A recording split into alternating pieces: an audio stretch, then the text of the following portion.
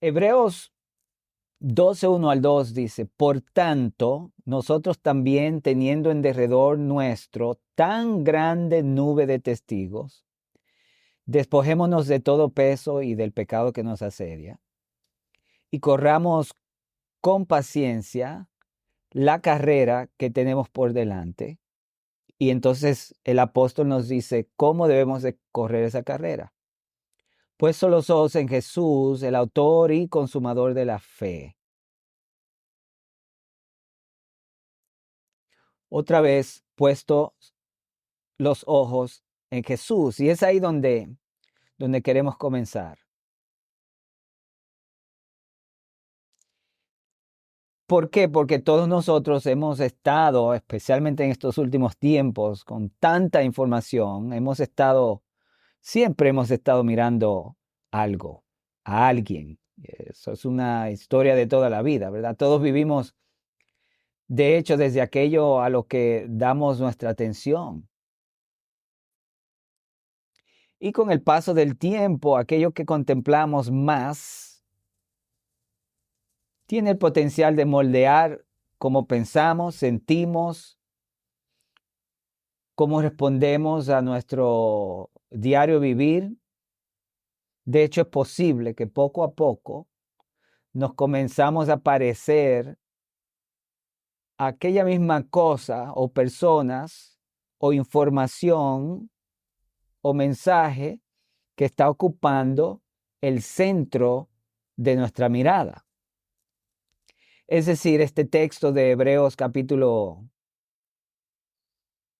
12, versículos 1 al 2, nos está dando una relación importante, y es la relación entre en lo que pongo mis ojos, tiene derecho de autor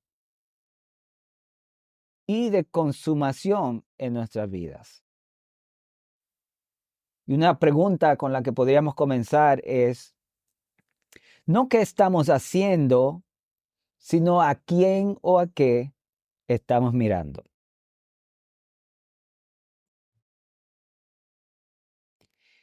Y en la Biblia hay una historia de esa relación que existe entre lo que pongo mis ojos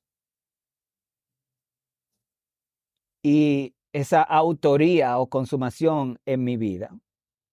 Y esa historia es la que quiero compartir en los próximos minutos y se encuentra en Juan 1, comenzando los versículos 35 al 39. Dice así. El siguiente día, otra vez estaba Juan, ese es Juan el Bautista, y dos de sus discípulos. Y mirando a Jesús que andaba por ahí, dijo, He aquí el Cordero de Dios. Le oyeron hablar los dos discípulos y siguieron a Jesús. Y volviéndose Jesús y viendo que le seguían, les dijo, ¿qué buscáis? Ellos le dijeron, Rabí, que traducido es maestro, nos dice Juan, ¿dónde moras? ¿Dónde vives? Jesús les respondió y les dijo, venid y ved. Ven a ver. Esta es una de las historias más jocosas que yo encuentro en la Biblia, porque me imagino en el tiempo moderno cómo sería si alguien de repente tú te das cuenta que te está siguiendo, especialmente si son dos hombres, te están siguiendo y tú doblas en la esquina y te siguen siguiendo y de momento te da curiosidad y es posible que te acerques a ellos y les digas algo como, What's up? ¿Qué pasa? ¿Qué quieren? ¿Qué buscas? Y lo interesante sería, que es lo que me da más risa, es que, ¿qué pasaría si no solamente te están siguiendo, sino que cuando les preguntas te dice que quieren saber dónde tú vives? Pero Jesús no les dio una explicación, no les dio un sermón, no les dijo que tenían que devolverse, no les dijo que querían cambiar, simplemente les hizo una invitación. Y pienso que en un tiempo en el que tenemos nuestras miradas en tantas cosas a la misma vez, esta es la invitación más importante. Así que los próximos minutos No vamos a admirar el predicador, el mensaje, no vamos a pensar en otras cosas, en ningún evento, vamos a mirar a Jesús.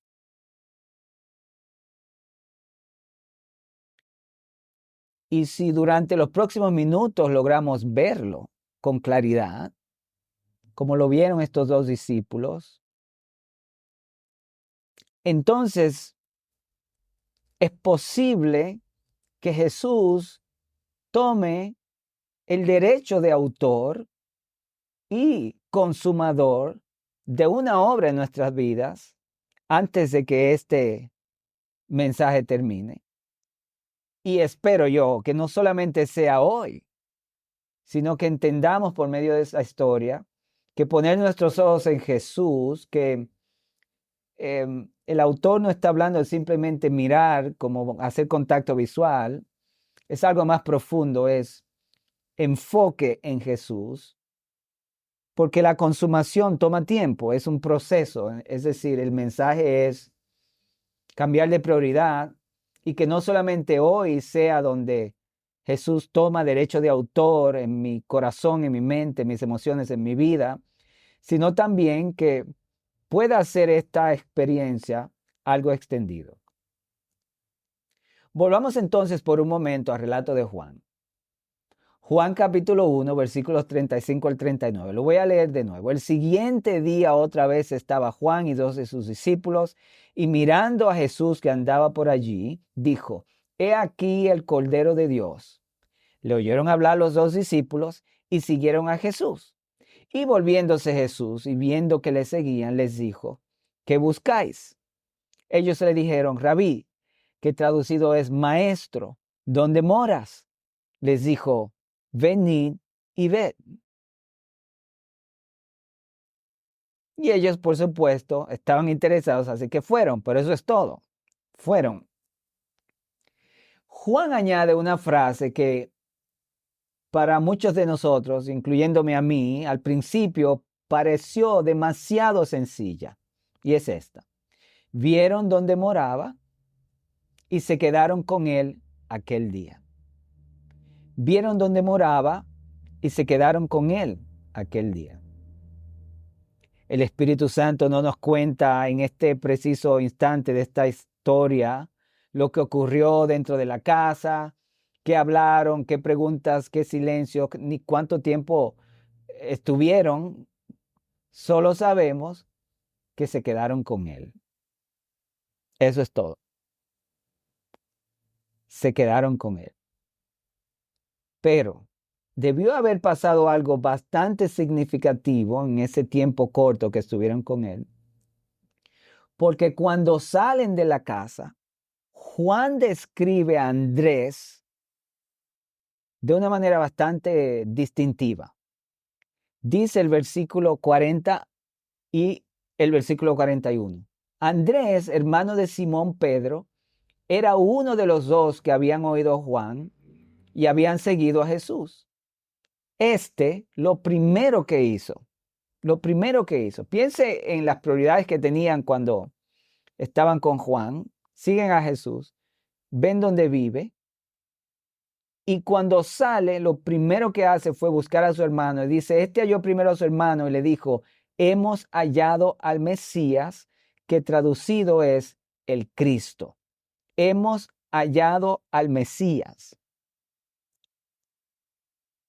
No solamente es impactante al analizar que haberse identificado con alguien, llamarlo Mesías, sin consultar con un rabino, sin ir a la sinagoga, sin ver en algún rollo manuscrito, alguna profecía, y distinguir precisamente con exactitud las características que vieron en Jesús durante ese tiempo que estuvieron con él, para hacer una declaración tan contundente y poner sus vidas en peligro de ahí en adelante, dicho sea de paso, porque Jesús va a ser considerado un hereje.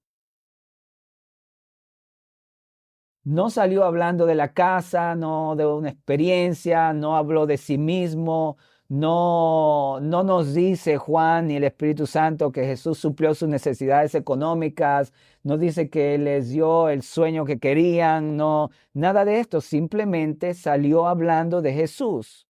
Lo que nos dice que algo pasó en ese momento, y es lo que nosotros queremos descubrir, para entonces entender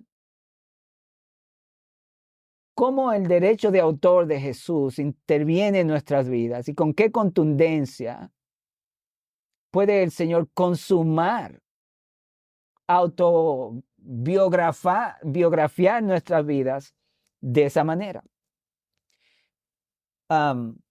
Estos discípulos habían pasado toda una vida y bastó buscando al Mesías.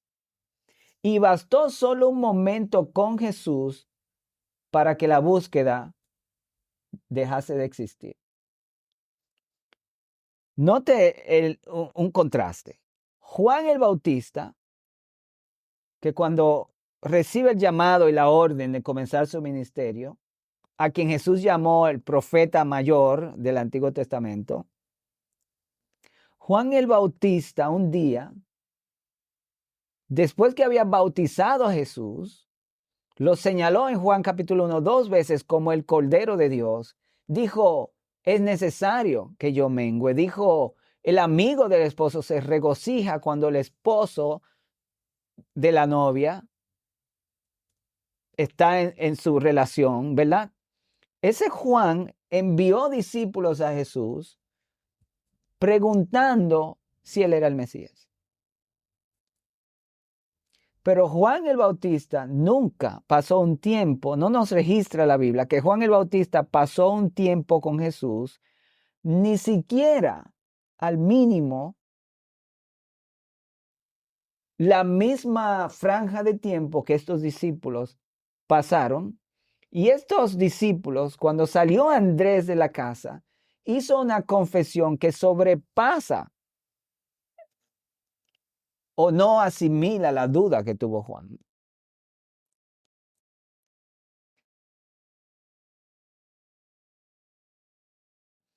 Juan no nos dice por qué,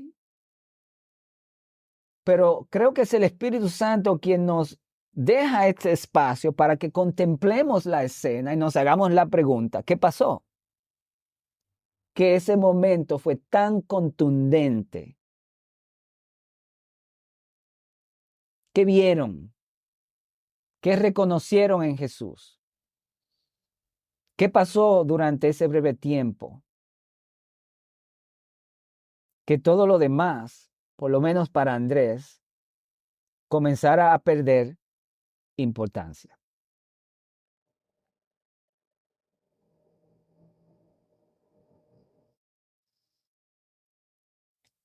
Y esa es la pregunta que el Espíritu Santo trae a nuestro interior en este momento.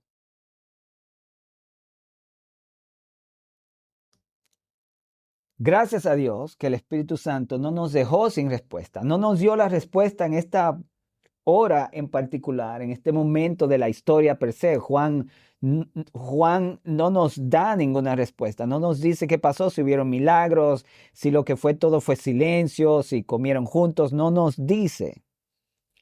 Pero al escribir su evangelio años después, el evangelio de Juan, Juan registra palabras que Jesús habló que indican cuál fue la atmósfera en esa casa en ese momento. Y yo quiero que usted y yo vayamos ahí. La primera declaración de Jesús se encuentra en el Evangelio de Juan, en el capítulo 14, en el versículo 9. Veámoslo.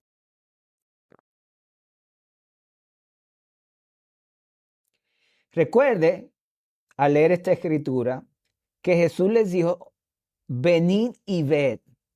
Y ellos fueron y vieron. ¿Se acuerdan? Puesto los ojos en Jesús. Vieron, hay una visión. ¿Ok? Jesús entonces dice en Juan 14:9, el que me ha visto a mí, ha visto al Padre. El que me ha visto a mí, ha visto al Padre. Quiere decir que en el momento en el que estos discípulos vieron a Jesús, no lo entendían, no sabrían cómo explicarlo, pero la palabra de Dios nos comienza a dar luz al respecto de lo que aconteció cuando los discípulos comenzaron ese tiempo con el Señor. Porque Jesús dijo, el que me ha visto a mí, ha visto al Padre. Es decir, los discípulos no solamente estaban teniendo un encuentro con Jesús, estaban teniendo un encuentro con la paternidad de Dios, el fundamento de la vida. Para darles una perspectiva, si leyésemos algo acerca de Dios en el mismo Evangelio según San Juan, en el versículo 1 del capítulo 15, mire lo que dice Jesús. Yo soy la vid verdadera y mi Padre es el labrador. Es decir, si yo tengo un encuentro con Jesús, Jesús es siempre, ha sido siempre y va a ser siempre la vid. Es algo vivo. En la vid hay vida. Y si Jesús está siendo visto y encontrado, y Jesús siempre es la vid, nunca, no hay pausa. Este es un estado de Jesús, un estado de ser, siempre es vid. Y el Padre es el labrador. Quiere decir que en cualquier encuentro con Jesús, el Padre está labrando a ese que se encuentra con él. Yo soy la vid verdadera, soy la vid real, no soy una vid apagada, en pausa, intermitente. Esto es una obra constante. La vid es la vid, siempre la vid. El Padre es el labrador siempre es el Padre. Los discípulos entonces, nos dice Juan, que cuando estaban con Jesús, estaban siendo labrados, porque Jesús dijo también, mi Padre siempre trabaja y yo trabajo. Mi Padre siempre trabaja y yo trabajo.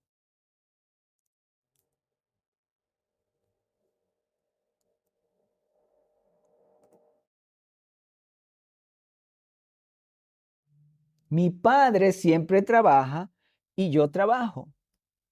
Y ahora entonces, la escena de esa casa, de la que Juan no nos dice nada en el capítulo 1, comienza a iluminarse. Los discípulos estaban teniendo un encuentro con el Padre, y ese encuentro con el Padre los labró lo suficientemente como para que salieran con una perspectiva completamente diferente, viviendo en una realidad que fue completamente diferente a la realidad que tenían cuando entraron en la casa. ¿Por qué? Bueno, Juan también nos da otras palabras del Señor. Por ejemplo, en Juan capítulo 5, versículo 19 dice, porque no puede el Hijo hacer nada por sí mismo. El venid y ved de Jesús fue una obra del Padre. Dice, sino lo que ve hacer al Padre. El Padre está haciendo la invitación a través del Hijo y el Hijo está haciendo la invitación a través del Padre, y el Hijo y el Padre, los dos están atrayendo a venir y ver a una obra en la vid y una obra de labrador. Ahora, no sé si usted está de acuerdo conmigo, pero obviamente todos nosotros sabemos que en ese tiempo que estuvieron ahí, no todo fue silencio. No pudo haber, y aun si hubiese sido así, hubiese sido el mismo encuentro con el Padre y una obra interior tan magnífica que estos discípulos salieron convencidos de que habían encontrado al Mesías. Esto fue un descubrimiento de una realidad que antes no tenían. Es un cambio de realidad. Imagínese descubriendo un mundo que usted no sabe que existe y de momento su fundamento es cambiado y ahora hay una confesión tan fidedigna, tan fuerte, tan sólida que Pedro, quien también está buscando al Mesías, viene a la casa y luego vamos a ver lo que Pedro dice, pero Jesús dijo, no puede hacer el Hijo nada por sí mismo, sino lo que ve hacer al Padre. Ese momento en la casa, entonces, fue una obra de la vid y el labrador en la vida de estos dos discípulos. Por supuesto que Jesús habló. Por eso Juan 14:10 dice, las palabras que yo os hablo no las hablo por mi propia cuenta, sino que el Padre que mora en mí, Él hace las obras. Y debería de haber sido algo así. Las palabras que yo os hablo, no las hablo por mi propia cuenta, sino que el Padre que mora en mí, Él hace las palabras. Pero note cómo Juan registra las palabras de Jesús. Jesús dijo, yo hablo las palabras, el Padre hace la obra. Es decir, cuando Jesús está hablando, si lo que Jesús hizo fue pedirle a Andrés su nombre y su dirección y conocer su historia, mientras Jesús estaba hablando las palabras por el Padre y el Padre estaba labrando el corazón de Andrés. No importa lo que Jesús diga, sus palabras las habla por el Padre y las palabras que vienen por el Padre son palabras de obra. Yo hablo, Él obra. Jesús habla, el Padre obra. Este tiempo fue un momento no solamente con Jesús, sino un momento con una obra interior del Padre en la vida de los discípulos. Cada palabra que salía de la boca de Jesús fue igual a una obra del labrador. Jesús habla, el Padre obra. Jesús es la vid, el Padre es el labrador. Cada respuesta, cada mirada, cada acto, cada silencio, y por supuesto que siempre lo hay, estos hombres estaban contemplando una experiencia donde Jesús se tomó la palabra, el espacio, y el Padre se tomó el derecho de autor en el corazón de Andrés y consumó su vida tan impresionantemente increíble que cuando Andrés salió sin ninguna teología, sin ninguna explicación, sin ninguna escuela, sin orar, sin ayunar, salió confesando a Cristo y se ganó a su hermano para él. ¡Wow! Veamos un poco más. Juan 1:4 dice, en él está la vida y la vida es la luz de los hombres. Juan 1:4. Es decir, la vida que Jesús carga comenzó a iluminar el interior de estos hombres.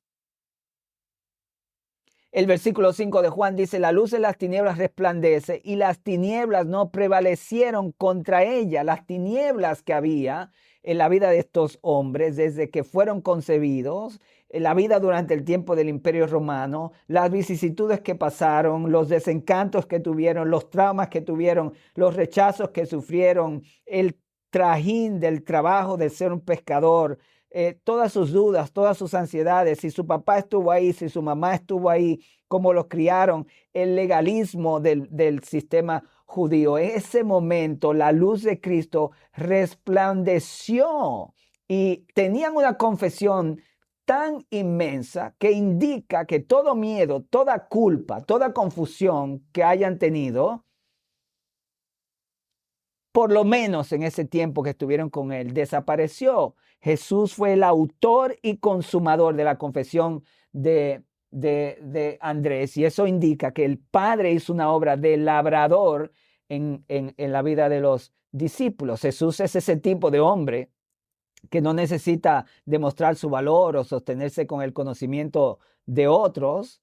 Es un hombre, Dios, completamente libre. Sus palabras son diáfanas, no tienen ninguna intermitencia o toxicidad, no está mezclada con las cosas pecaminosas. Las palabras de Jesús son la pura declaración, presentación y manifestación del Padre.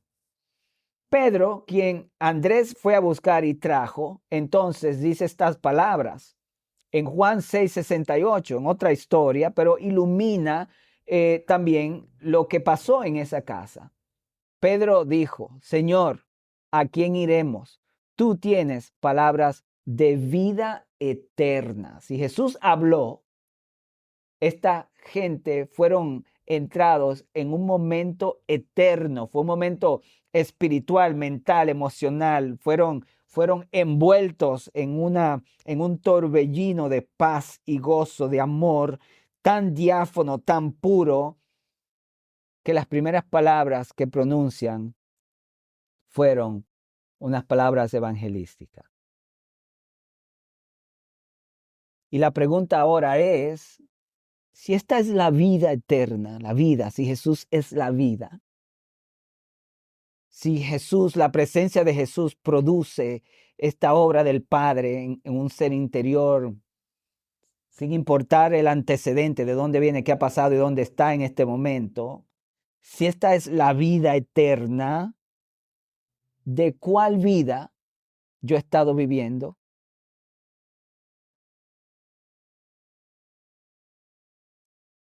¿De cuál vida yo estoy viviendo? ¿Quién es el autor y consumador en mi ser ahora mismo? Y ese es el pan, el alimento que el Espíritu Santo en esta historia pone delante de nosotros. Y cuando vemos este pan, es posible que estemos descubriendo cuánta hambre hemos estado pasando. Si la historia de Juan y el Espíritu Santo nos han dado luz, debemos de entonces quizás estar descubriendo en qué oscuridad he estado. Cuando ponemos nuestros ojos en Jesús, entendemos entonces por qué Juan dice en Juan capítulo 10, versículo 10, yo he venido para que tengan vida y para que la tengan en abundancia.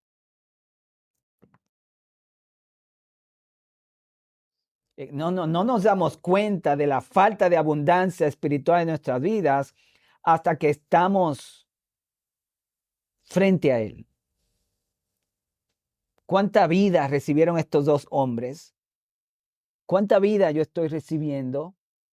¿Y quién es el autor de eso?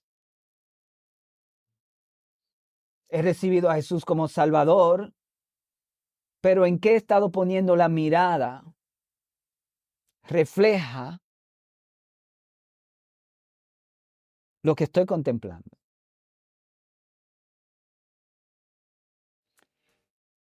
Y hay algo que no deja de sorprenderme en todo este relato de Juan, cuando ve el versículo 39, y es esta línea, que ahora tomó muchísimo valor, y es, y vieron donde moraba, y aquí está, se quedaron con él aquel día. Otra vez no sabemos cuánto Jesús habló, cuánto hablaron ellos, cuánto tiempo, excepto que sabemos que cuando salieron todo había cambiado. Y otra vez, años después, en Juan 6:35, Juan nos dice, ¿por qué? Yo soy el pan de vida, dice Jesús. El que a mí viene, recuerden, venid y ved, puesto los ojos en Jesús, nunca tendrá hambre, y el que en mí cree no tendrá sed jamás. El pan está puesto en el frente. ¿Cuánta hambre tengo? ¿Cuánta sed he estado sufriendo? ¿Y en qué he estado tratando de satisfacer esa hambre y esa sed? Con razón, Mateo 11:28, el Señor nos llama. Venid a mí, todos los que estáis con los ojos puestos en otras cosas, y yo os haré descansar. Eso fue lo que comenzó aquel día.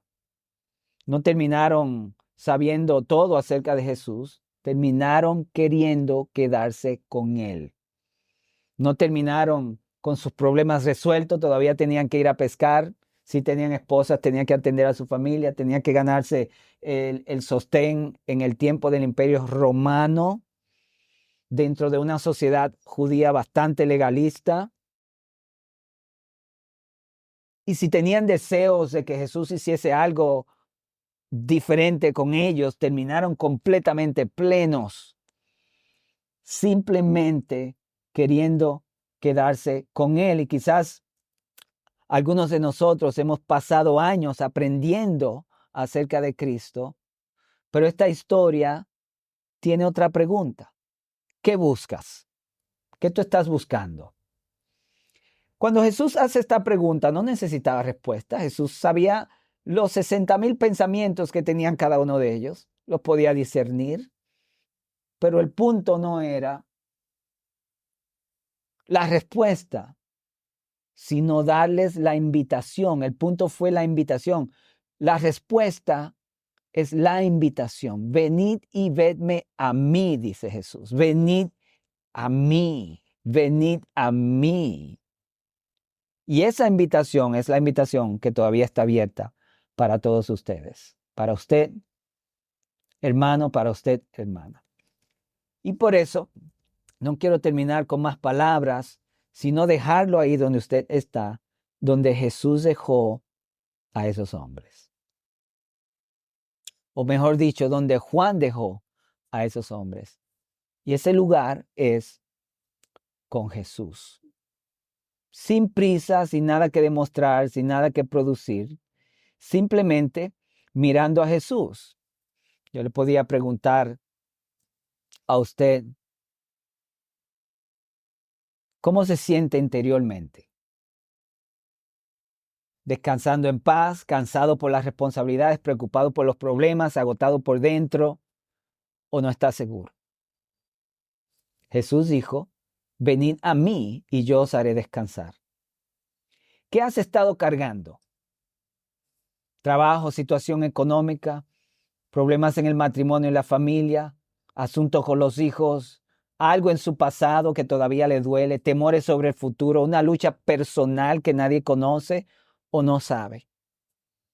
Jesús dijo, echa toda tu ansiedad sobre Él porque Él tiene cuidado de ti. La pregunta de Jesús, ¿qué buscas? Paz, dirección, descanso, perdón, esperanza, fuerza para seguir adelante, conocerlo más o no estás seguro o segura. ¿Qué buscas? ¿Le puedes decir a Él?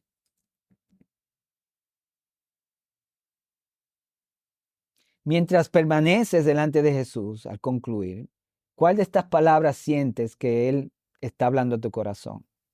No tengas miedo, yo estoy contigo. Ven a mí, permanece en mí.